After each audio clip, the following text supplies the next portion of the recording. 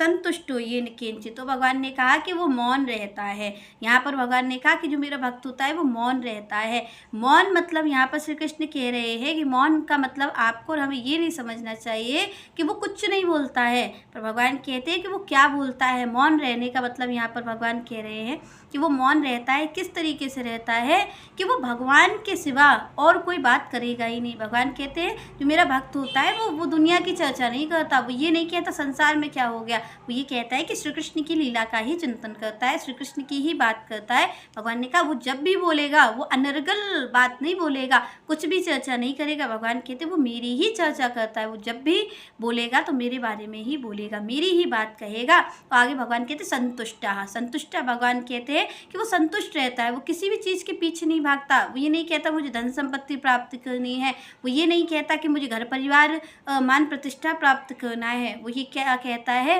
भगवान कहते मेरा भक्त कहता है उसे केवल और केवल मेरी प्राप्ति करनी है, वो मुझे प्राप्त करना चाहता है। तो श्री कृष्ण कहते हैं वो इन चीज़ों में नहीं पड़ता, कभी वो इन चीज़ों को नहीं सोचता है कि मुझे इस चीज़ की प्राप्ति हो जाए। भगवान कहते जो भी उसको भाग्य से प्राप्त हुआ होता है वो उसमें संतुष्ट रहता है, वो आनंदित रहता है। आगे श्री कृष्ण कहते अनिकेता स्थिरमति भक्तिमान में प्रियो नरा। और भगवान ने कहा कि मान लीजिए कि भक्तों को किसी दिन बहुत अच्छा भोजन मिल जाता है, बहुत स्वादिष्ट भोजन मिल जाता है, और किसी दिन उसको कोई भोजन नहीं मिल पाता है। तो भगवान कहते हैं वो आपके और हमारी तरीके ये नहीं कहता कि आज स्वादिष्ट मिल गया तो वो बहुत आनंदित हो जाए और कल स्वादिष्ट नहीं मिल पाया तो वो दुखी हो जाए। भगवान कहते हैं वो एक समान रहता है, चाहे उसे कैसे भी भोजन की प्राप्ति हो। तो ये कहता है जो श्री कृष्ण ने दिया है मैं उसी में खुश हूँ, मैं उसी में संतुष्ट हूँ। आगे श्री कृष्ण कहते हैं अनिकेता, भगवान कहते चाहे वो उसको मैं बहुत अच्छा घर दे दूँ रहने के लिए तो भी उस पर कोई फ़र्क नहीं पड़ता है, और चाहे मैं उसे पेड़ के नीचे भी रख दूँ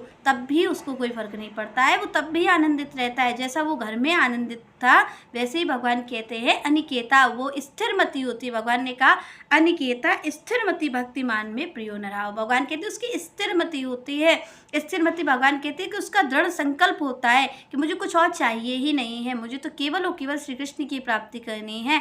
भगवान कहते हैं ऐसा जिसका लक्षण है, वो जो नर है, जो जीव है, भगवान कहते हैं वो मेरा अत्यधिक प्रिय है। यहाँ पर भगवान ने कहा मुझे बहुत प्रिय है, वो जीव मुझे बहुत प्रिय है जिसका स्वभाव ऐसा है, जिस पे किसी चीज़ का, भगवान क्या कह रहे हैं कि ना तो वो सुख दुख में पड़ता है, ना वो यश अपयश में पड़ता है, मान अपमान में पड़ता है, और ना ही उसको सर्दी गर्मी का कोई प्रभाव होता है, ना उसको घर बार की चिंता होती है। श्री कृष्ण कहते हैं वो केवल और केवल एक चीज़ देख रहा है कि मैं यहाँ पर हमेशा बसने के लिए नहीं आऊँ। आप और हम क्या कहते हैं, हमें घर क्यों चाहिए, क्योंकि हमें लगता है हम कहाँ रहेंगे जा करके, हम कहाँ पर रहेंगे, क्योंकि हमें ये लगता है कि हमारा जीवन हमारा है और इतने सालों तक तो हमें रहना ही रहना है। जबकि आपको और हमें पता नहीं कि किस वक्त, क्योंकि ये कलिकाल है और यहाँ पर कभी भी क्षण भंगुर सा हमारा जीवन है, तो यहाँ पर कभी भी आप देखिए किसी कीड़े को आप देखिए कि वो घूम रहा होता है, पर क्या उसे पता होता है कि उसकी मृत्यु कब हो जाएगी। पर आप और हम निकलते हैं, उसके ऊपर पैर ही रख देते हैं, उसके प्राण निकल जाते हैं।